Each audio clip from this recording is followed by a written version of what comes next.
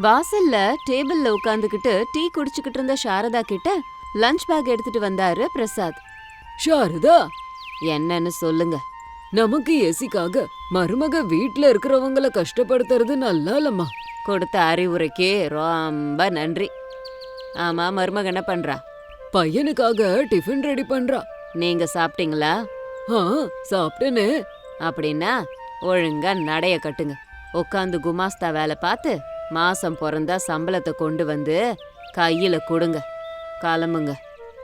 நான் கிளம்புறேம்மா. ஆனா ஏசிக்காக மருமகளை கஷ்டப்படுத்தாத. மருமகளோட குடும்ப கஷ்டம் நமக்கெல்லாம் தெரியும் இல்லையா? எல்லாம் எனக்கு தெரியும். நீங்க ஆபீஸ்க்கு போங்க போதும். பிரசாத் மறு வார்த்தை பேசாம கிளம்பி போயிட்டாரு. டீ குடிச்சதுக்கு அப்புறமா மருமகளே அப்படின்னு சாரதா கூப்பிட்டதும் அனாமிகா லஞ்ச் பாக்ஸோட அந்த இடத்துக்கு வந்தா. சொல்லுங்க அத்தை. உங்க அம்மா வீட்டுக்கு எப்ப போற? அது வந்து அத்தை. இங்க பாருடிமா, நீ என்ன சொன்னாலும் நான் கேட்க மாட்டேன். நீ என்ன சொல்ல போறன்னு புரியுது.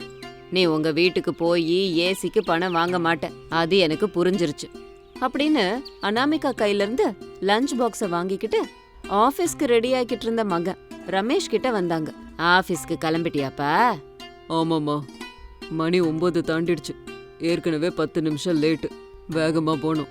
நேத்து உன் மாமியார் வீட்டுக்கு போன்னு உன்கிட்ட சொன்னல, போயிட்டு வந்தியா? நேத்து போக முடியலம்மா. இன்னைக்கு கூட போக முடியும்னு தோணல. ஆனா என் மாமியாரை பத்தி உங்களுக்கு நல்லா தெரியும் இல்லம்மா. அவங்க கஷ்டத்துக்கு அவங்க கிட்டயே ஏசிக்கு பணம் கேட்டா நமக்கு ஏசியும் வேணாம், ஒன்றும் வேணாம். நம்ம வீட்ல கூலர் இருக்குல்ல, அதை போட்டுக்கிட்டா போதாதா? என்னப்பா அம்மாவையே இப்பெல்லாம் எதிர்த்து பேசுறியா? எதிர்த்தெல்லாம் பேசலம்மா. நம்மளும் அடுத்தவங்க கஷ்டத்தை கொஞ்சம் புரிஞ்சுக்கணும்னு சொல்றேன். நமக்கு ஏசியும் வேணாம், எதுவும் வேணாம். அனாமிகாவை ஏசிக்காக பணம் கொடுன்னு தொல்லை பண்ணாத அப்படின்னு சாரதா கையில இருந்த லஞ்ச் பாக்ஸ் எடுத்துட்டு கிளம்பி போயிட்டான். சாரதாக்கு கோவம் வந்துச்சு. மனசுக்குள்ள, நீ ஆபீஸ்க்கு போயிட்டல்ல, இனிமே அவளுக்கு நான் யாருன்னு காட்டுறேன், ஏப்ப பாரு அப்படின்னு சொல்லி ரூம்ல இருந்து வெளியில வந்ததும் ரமேஷும் அனாமிகாவும் பேசிக்கிட்டு இருந்தத பார்த்தாங்க. ரூம் கதவு கிட்ட மறைஞ்சு நின்னுக்கிட்டு அவங்க என்ன பேசுறாங்கன்னு கேட்டாங்க. அனாமிகா, நீ கவலைப்படாத. நான் அம்மா கிட்ட பேசிட்டேன். ஏசிக்காக உன்னை உங்க வீட்டுக்கு அனுப்ப மாட்டாங்க அம்மா. சரியா? நீ ஜாக்கிரதையா வீட்ல ரெஸ்ட் எடுத்துக்கிட்டு இரு. நீங்க இப்படிதாங்க சொல்லுவீங்க. நீங்க போனதுக்கு அப்புறமா அத்தை என்ன கூப்பிடுவாங்க. உங்க வீட்டுக்கு போய் ஏசி வாங்க பணத்தை வாங்கிட்டு வான்னு வாயால மட்டும் இல்ல, அப்பப்ப கொஞ்சம் கையாலையும் சொல்லுவாங்க. நீங்களும் மாமாவும் இல்லாத வீட்ல நான் இருக்க மாட்டேங்க. அதெல்லாம் ஒன்னும் ஆகாத அனாமிகா. அம்மாவை பத்தி உனக்கு தெரியாது. நீ உன் வேலைய பாரு. சரியா? நான் போயிட்டு வரேன் அப்படின்னு சொல்லிட்டு ரமேஷ் போயிட்டான். அனாமிகா கிச்சனுக்குள்ளார போனா. நேரா ஹாலுக்கு வந்தாங்க.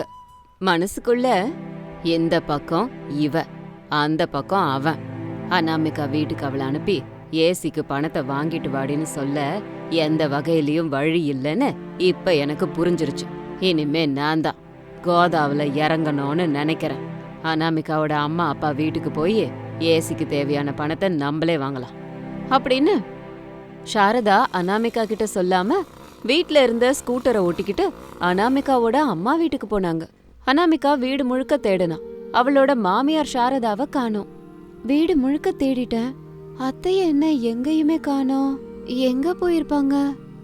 என்னவோ பசிச்சா தானா வர போறாங்க அப்படின்னு வீட்டுக்குள்ளார போயிட்டா. சாரதா அனாமிகாவோட அம்மா வீட்டுக்கு வந்தாங்க. அனாமிகாவோட அம்மாவும் அப்பாவும் சாரதாவை மரியாதையோட நாற்காலியில உட்கார வச்சாங்க. சம்மந்தி அம்மா, வீட்ல மருமக மக சம்மந்தி எல்லாரும் எப்படி? ஏதோ இருக்கோம். ஆனா உங்களுக்கு கொஞ்சம் கூட உங்க பொண்ண பத்தியோ உங்க மருமகனை பத்தியோ அக்கறையே இல்லையே. என்ன ஆச்சுமா? இந்த வெயில் எப்படி அடிச்சுக்கிட்டு இருக்கு. இந்த வெயில் காலத்துல ஏசி இல்லாம உங்க மகளும் மருமகனும் எப்படி இருப்பாங்க? ராஜையாவும் சுஜாதாவும் ஒருத்தர் பாத்துக்கிட்டாங்க. ஒருத்தர் பாத்துக்கிட்டு ஆகுமா? நான் சொல்றது உங்க 2 பேருக்கும் புரியுதா புரியலையா? எங்களுக்கு மண்ணு மூலமா, எங்களுக்கு கொஞ்சம் விவரமா சொல்லுங்க. அப்பதானே எங்களுக்கு விஷயம் முழுசா புரியும். இந்த வெயில் காலம் முழுக்க உங்க மகளும் மருமகனும் சந்தோஷமா இருக்கணும்னா ஒரு ஏசிய வாங்குங்க. ஏசி வாங்கி கொடுக்கணுமா? எவ்வளோ ஆகுமா? ஒரு 35,000 வரைக்கும் ஆகும் அப்படின்னு சாரதா சொன்னதும் 2 பேருக்கும் என்ன பண்றதுனே புரியல. அவங்க வாயிலிருந்து இன்னொரு வார்த்தையே வரல. தலை குனிஞ்சாங்க. என்ன ஆச்சு? என்ன ஒரு வார்த்தை பேச மாட்டீங்க? ஒரு 30,000 இருந்தா எங்க வீடு இப்படியாங்க இருக்கும்? நாங்களே கூலி வேலை செய்யறோம். எங்க கிட்ட 30,000 இருக்குன்னு எப்படி நினைச்சீங்க? எங்களோட நிலைமை சம்மந்திக்கு நல்லா தெரியுமே. அதெல்லாம் எனக்கு தெரியாது. உங்க மகளுக்கும் மருமகனுக்கும் ஒரு 30,000ஆவது தரணும், அவ்வளவுதான் அப்படின்னு சாரதா சொல்லிட்டு அங்கிருந்து போயிட்டாங்க. அனாமிகா அவளோட ஃப்ரெண்டு மாலதி வீட்ல வந்து உட்கார்ந்திருந்தா.